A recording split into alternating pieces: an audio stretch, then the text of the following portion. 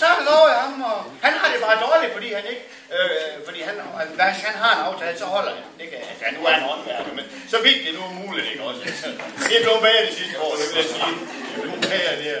Så jeg siger, jeg kører op, og, men så er det så, han siger til mig, at det skal foregå i den intime lokale med overvejende kvindelig publikum. Og der synes jeg da nok lige kan for med mindre, nu ved jeg ikke lige, hvad du forstår for overvejende.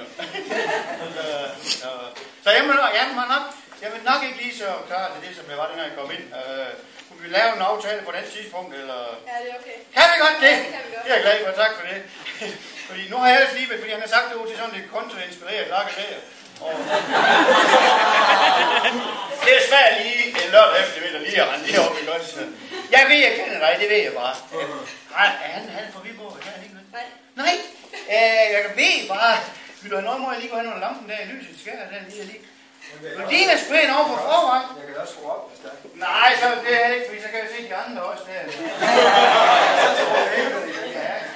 Jeg kan godt se det her. Det er ham Martin derovre. Jeg kan da godt kende dig, Martin, fra... Hvad har I gang i? Er det en forlovelsesfest, eller noget? Ja, det må tro. Hvad? Hvad er I gang i? Er det fødselsdag, eller? Jeg fylder år, eller? Ja. Ja, okay. Hvor gammel bliver du? 25. 25, okay. Jeg ved ikke, hvad Martin, han fylder år i april, jo. Det er ikke hans fødselsdag, i hvert fald. Vel, Martin? Nej! Det er jo, hvornår du fylder år? Den 8. april, kan jeg huske. Vi kan huske det nede på Grete Mælkeår, ja. Ja.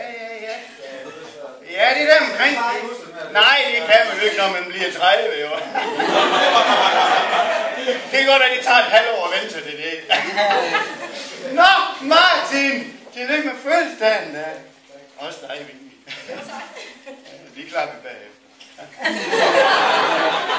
Nå, Martin, jeg kunne bare ikke lige kende dig lige med det samme. Det kunne jeg godt ikke. Ja, det har du godt nok. Du har fået det der, man kalder implantation, jo. Må jeg lige se, om der var noget bagpå, for det kan det ikke. I know the feeling. Ja, skidt nu med det, skidt med. Nå, har du fået en sang, Martin, eller hvad? Nej, nå, for så kunne jeg godt lide en sang. Nu vidste jeg ikke, du fylder også, fordi så var det godt at synge en for dig. Men nu synger jeg for Martin, er det i orden? Det er okay. Det er en drengesang. 30 år. Martin, han blev altså 30 år. Helt utroligt, som den tid den går. Ja, nu er Martin 30 år. Sidste år.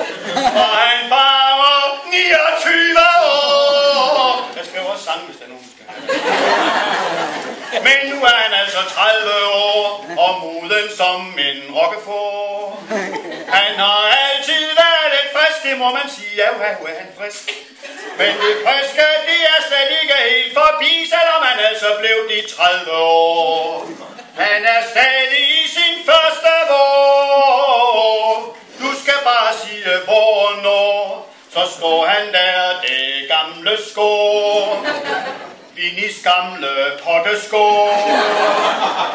Potteskår på 30 år. Skål!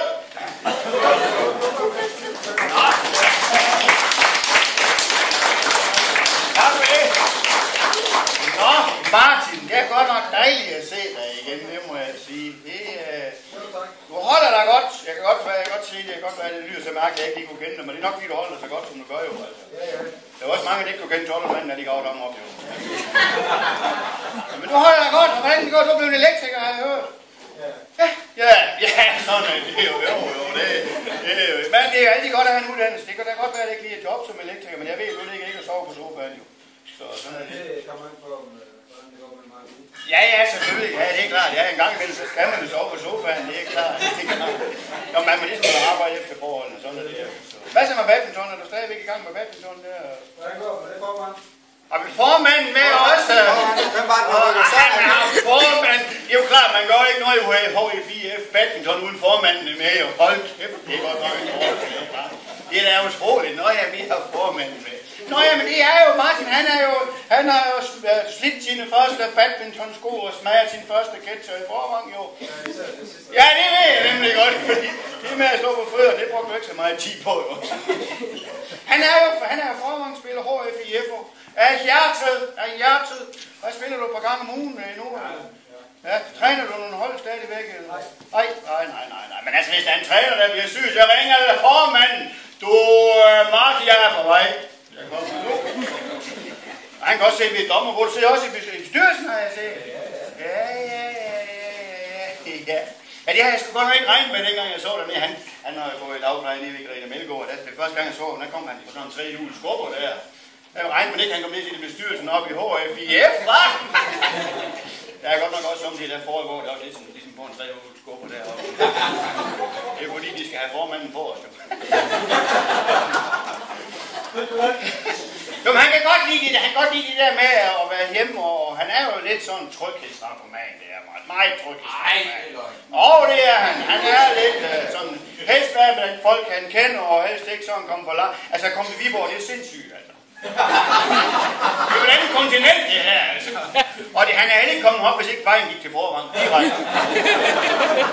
Hvad der sker? Nej, det er han sgu ikke. Han er simpelthen ikke glad for. Man har det godt, når han er blandt folk, han kender. Det er jo dejligt. Han er jo tryg. Og han kommer så efterhånden nu, at han jo aldrig været linjerkendt, jeg vil sige det. Og det er sådan lidt Christians skyld, fordi han begyndte ikke at gå i byen, for Christian gik i byen.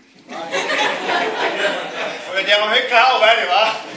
Så var det rart lige at have Christian med. Du går lige foran, Christian. Du ordner, du kigger lige på det her, Christian, om det er noget for os. Og for Forvang, altså. Men det må være fedt, Christian, at have. Du kom i byen med det samme med kørekort og hele svineriet privat chauffør, ikke også? Det er en win-win situation.